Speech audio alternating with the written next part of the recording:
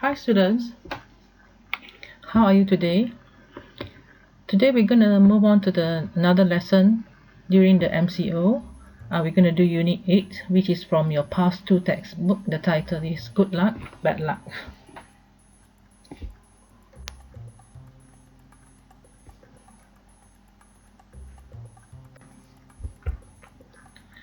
Before we start, let's look at the learning standards for this lesson. The first one, we have the main skills. They are for listening. So we have listening 1.1.2. Understand independently specific information and details in simple longer text on a range of familiar topics. And the complementary skill is listening 1.2.1. Guess the meaning of unfamiliar words from clues provided by other words and by context on a range of familiar topics. Okay, now let's look at the reading standards. The first one, the main skill is 3.1.2. Understand specific details and information in simple longer text on a range of familiar topics. And then the complementary skill is reading 3.1.1. Understand the main points in simple longer text on a range of familiar topics. Well, let's start our lesson. The first one will be watching a video. Okay, the title of the video is 8 of the Strangest Athlete Superstitions. It is from the channel Sports Break. Athletes are a strange bunch sometimes. The average sports season is a long grind, and those guys are basically stuck with the same group of 15 to 55 players depending on the sport for almost all of the time. The superstitions on this list, however, are anything but ordinary. They range from kind of weird to freaking gross, all the way to downright bizarre. Now, for task 1, let's watch a video and complete this chart. Now, just to remind you, this is a recap. I'm going to show you the table again, where you have to write the name of an athlete of your choice from the video, and then you need to name the sport. And then later on, you need to write about his or her superstitions, and then what is your opinion about his or her superstition. Athletes can be a strange bunch sometimes. The average sports season is a long grind, so it's no wonder that there are some who get a little stir crazy and come up with some strange superstitions over the course of their careers. The superstitions on this list, however, are anything but ordinary. They range from kind of weird all the way to downright bizarre. So let's take a look at 8 strange athlete superstitions. John Henderson was 6'7" and 335 pounds of raw defensive tackle. Before every game of his career, he would ask or demand that an assistant trainer give him a big ol' hand slap across the face. He claimed that the sudden jolt of adrenaline provided by the slap was everything he needed to get psyched up for the game. Daniel Brer was a small guy with big talent. The 5'9" Quebec native had a 17-year career in pro hockey and scored hundreds of goals during it. Brer had a weird superstition when it came to his sticks though. Unlike most pros who generally continue using the same stick during a hot streak, Brer would actually stop using the stick if he played particularly well with it. His reasoning? The stick deserved a little rest after all its hard work. After a brief day or two, the hot stick would rejoin Brer's roster of twigs.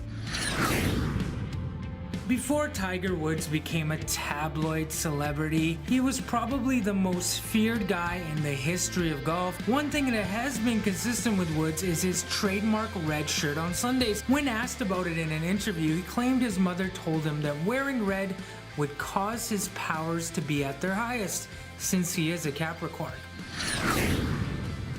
Serena Williams is easily the greatest female tennis player to ever live.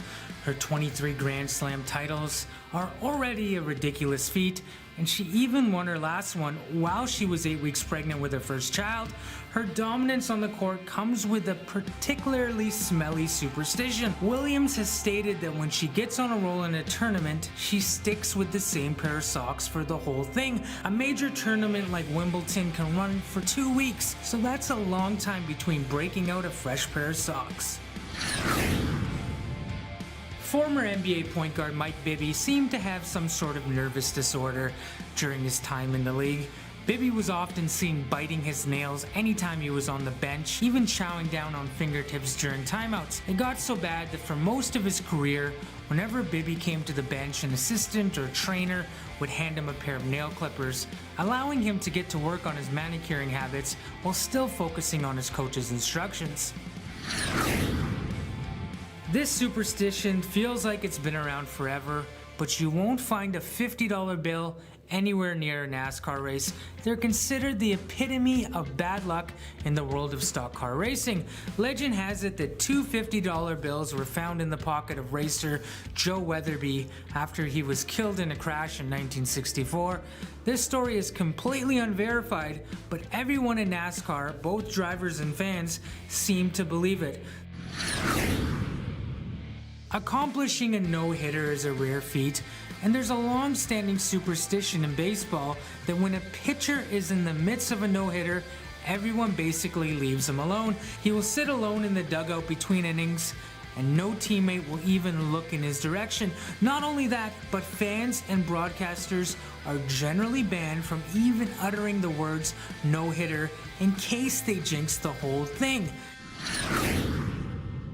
When a hockey team is making a run for the Stanley Cup, playoff beards sprout up all over the ice.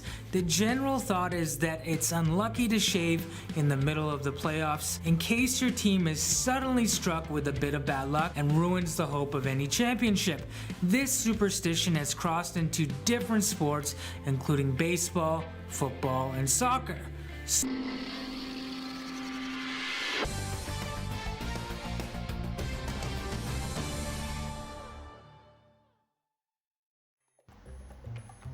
Now let's move on to the second part.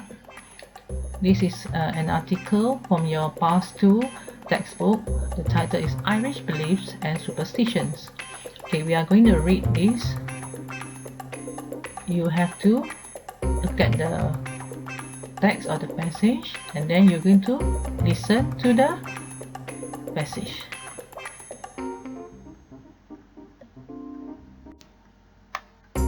Before that, let's find Ireland on the map, because the text is about Ireland.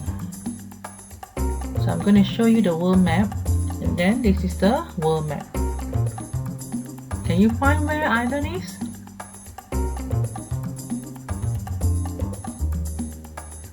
Okay, let's move on to the next task, which is task number 3. You have to choose a flag of Ireland.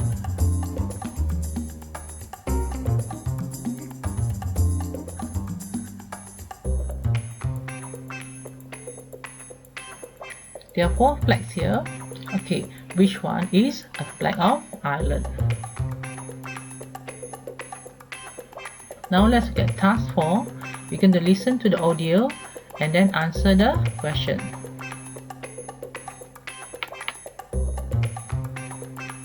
Unit 8. Cultural Awareness. Superstitions in Ireland. Exercise 2. Irish Beliefs and Superstitions. Hi, I'm Will. I've written this information page about Irish beliefs and superstitions. I hope you enjoy reading it. The Irish people have kept a lot of their old superstitions and traditions. Many of these come from the Celts, who lived in Ireland and other parts of Britain about 2,000 years ago. Fairies. In the past, nearly everyone in Ireland believed in fairies. According to legend, fairies are little people who can do magic and bring people good or bad luck.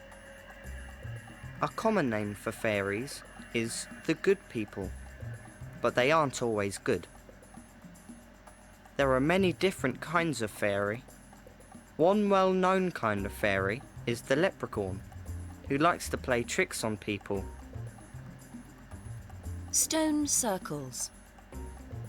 There are rings of stones all over the Irish countryside. According to legend, these are fairy rings, and if you destroy one, you'll have an accident before the end of the year. Local people have avoided them for centuries for this reason. However, archaeologists think that Stone Age people, not fairies, made them. Rainbows. In Ireland, we say that leprechauns keep a pot of gold at the end of the rainbow. If you catch a leprechaun, you can make him give you his treasure. Leprechauns are difficult to catch though, because they are very clever.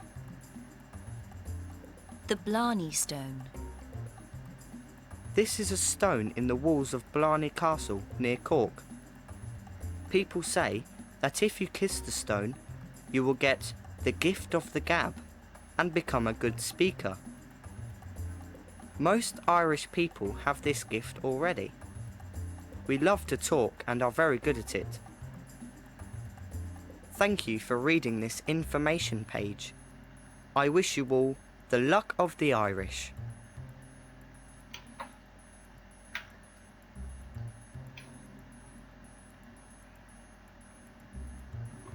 Okay, that's the end of the listening audio, and it is written by Will.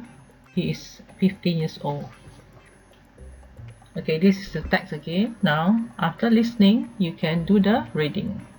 Before that, let's look at a facts box. This is also from your textbook. The symbol of Ireland is a shamrock or a four-leaf clover. The Irish believe that anyone who has a four-leaf clover will have good luck.